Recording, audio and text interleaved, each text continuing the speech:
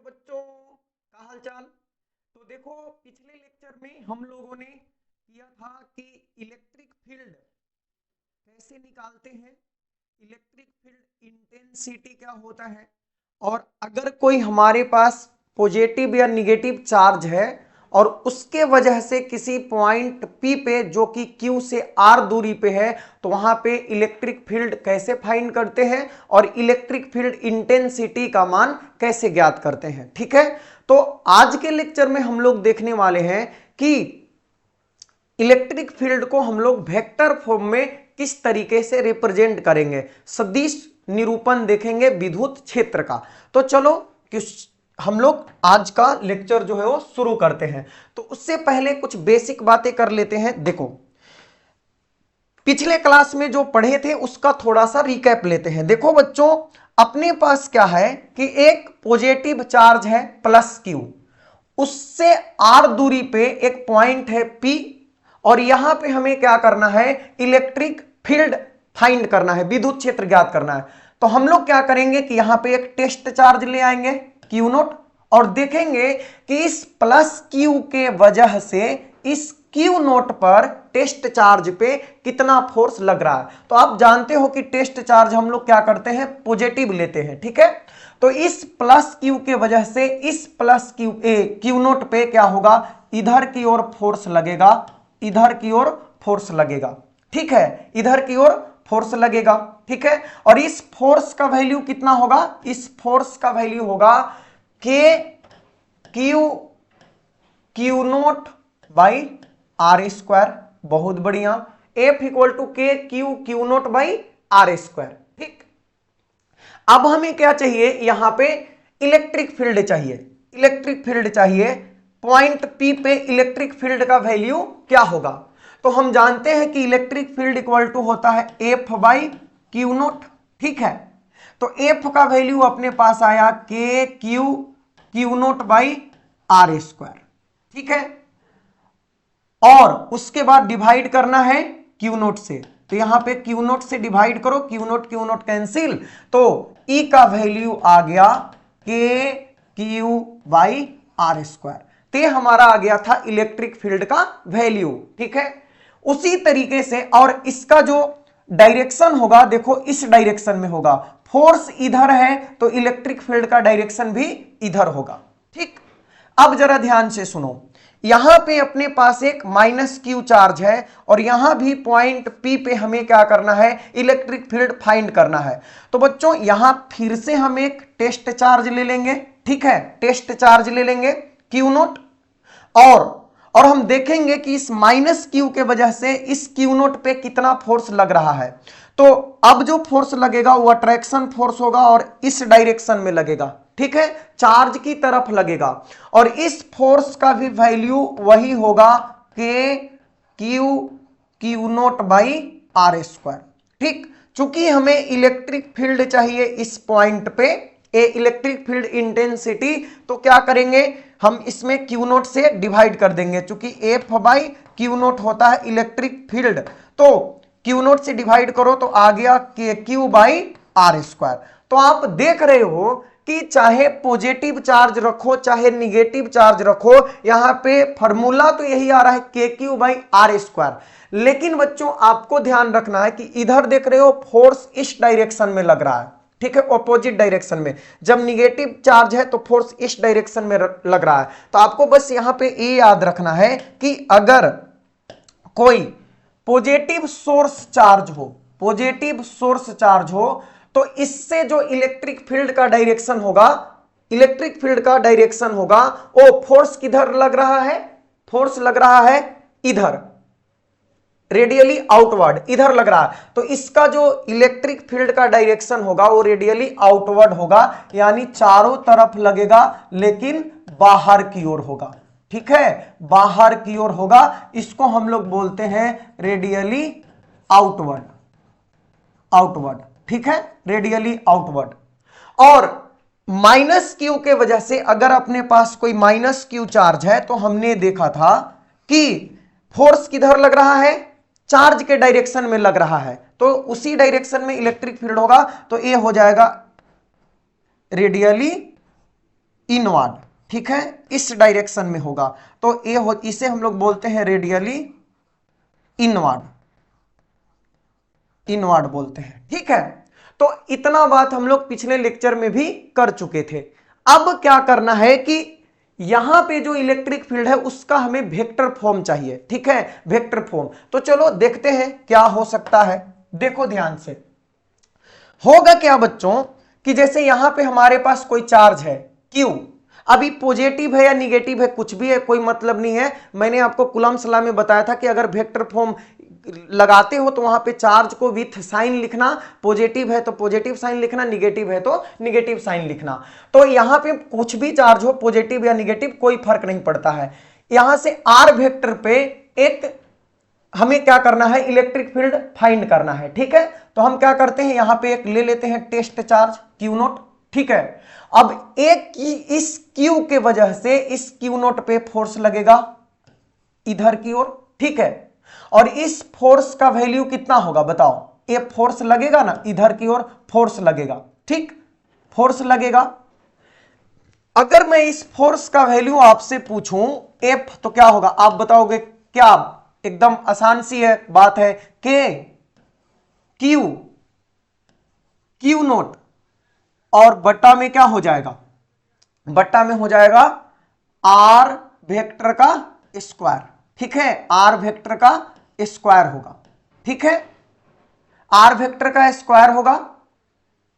और साथ में डायरेक्शन दिखाने के लिए यहां पे हम आर के यूनिट वेक्टर का प्रयोग कर लेंगे। तो जब यूनिट वेक्टर का प्रयोग कर लिए तो यहां से वेक्टर साइन आप हटा भी सकते हो, कोई दिक्कत नहीं है, r square into r vector हो गया।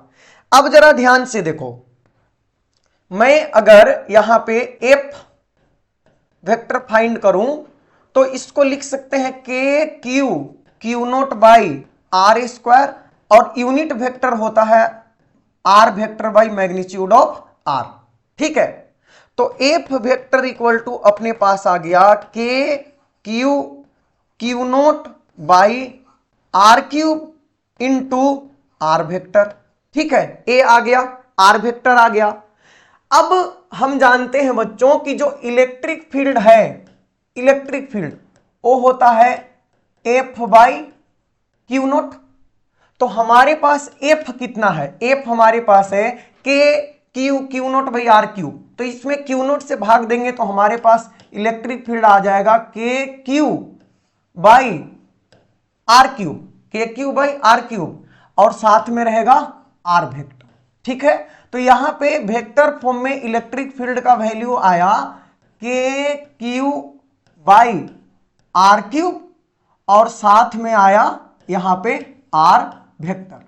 अब यहां पे दो चीज का आपको ध्यान रखना है जब क्वेश्चन सॉल्व करोगे।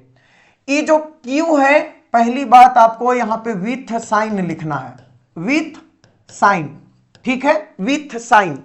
यदि ये Q यहां पे पॉजिटिव है तो आपको पॉजिटिव यूज करना है, यदि निगेटिव है तो निगेटिव यूज करना है। कब, जब हम वेक्टर फॉर्म में कैलकुलेट करेंगे तब। सिर्फ मैग्नीट्यूड पूछेगा तो वहां पे साइन लिखने का कोई जरूरत नहीं है। अब दूसरी चीज जो आपको ध्यान रखना है, इस आर वेक्टर के बारे में रखना है, इस आर वेक्टर के बारे में कि इस आर वेक्टर का टेल कहां पे होगा, टेल का मतलब इसका पूंछ कहां पे होगा, ठीक है, और इस आर वेक्टर का हेड कहां पे होगा, यानी कि इसका सिर कहां पे होगा, ठीक है।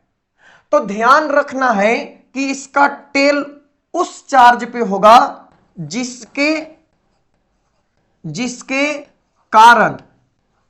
जिसके कारण फोर्स लग रहा है, फोर्स लग रहा है, या फिर जिसके वजह से हम इलेक्ट्रिक फील्ड फाइंड कर रहे हैं, ठीक है। और हेड कहां होगा, तो जिस बिंदु पर फोर्स लग रहा हो या जिस बिंदु पर इलेक्ट्रिक फील्ड फाइंड करना हो, ठीक है, फाइंड करना हो। तो जिस चार्ज के वजह से इलेक्ट्रिक फील्ड लग रहा हो, इसके वजह से लग रहा है, तो यहां पे वेक्टर का टेल होगा और इस पॉइंट पे, इस P पॉइंट पे हमें निकालना है, तो यहां पे इस वेक्टर का हेड होगा। ठीक है, तो इस तरीके से आप वेक्टर फॉर्म में इलेक्ट्रिक फील्ड को कैलकुलेट कर सकते हो। चलो एक छोटा सा क्वेश्चन कर लेते हैं इस पे। ठीक है, चलो तो क्वेश्चन है अपने पास, देखो हम लिख देते हैं यहां पे कि अपने पास एक चार्ज है, ठीक है, चार्ज है, और इस चार्ज का जो वैल्यू है वो है 4 मिली कूलम, 4 मिली कूलम, और इसका कोऑर्डिनेट जो है वो है 2, -1 और 4। इस पॉइंट पे चार्ज रखा हुआ है, इससे कुछ डिस्टेंस पे आर वेक्टर पे मान लो, तो आर वेक्टर पे एक पॉइंट है P, और इस पॉइंट पे हमें इलेक्ट्रिक फील्ड फाइंड करना है, और इस पॉइंट का जो कोऑर्डिनेट है वो है 8, 7, -6 मीटर, और इसका इतना मीटर है। ठीक है, और इस पॉइंट पे हमें इलेक्ट्रिक फील्ड चाहिए। ठीक है, find electric field in vector form at point P। Point P पे इलेक्ट्रिक फील्ड फाइंड करो, वेक्टर फॉर्म में कैलकुलेट करना है। कैसे करेंगे, तो चलो ध्यान दो। देखो बच्चों, सबसे पहले तो इस आर वेक्टर के बारे में हम लोग देखेंगे। तो जब भी आपको आर वेक्टर फाइंड करना हो तो आपको करना है फाइनल माइनस इनिशियल। ठीक है, यानी हेड माइनस टेल करोगे, तो फाइनल माइनस इनिशियल करेंगे तो 8 में से 2 जाएगा, तो ये कुछ 6 आई कैप मिलने वाला है, फिर प्लस 7 में से ये जाएगा तो ये 8 जे कैप मिलने वाला है, और ये प्लस माइनस माइनस होगा, ये यहाँ पे 6 -6 और -4 होगा, तो -10 के कैप हो जाएगा। इतना मीटर हमारा आर वेक्टर हो गया।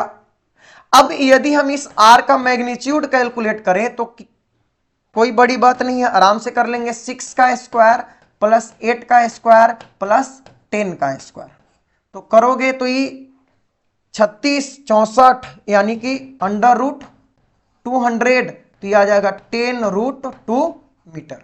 इतना आ गया इसका मैग्नीट्यूड। अब बच्चों हमें क्या करना है, इलेक्ट्रिक फील्ड फाइंड करना है। तो हम जानते हैं कि इलेक्ट्रिक फील्ड जो वेक्टर फॉर्म में होता है वो होता है KQ बाई RQ इंटू साथ में आर वेक्टर होता है कि नहीं।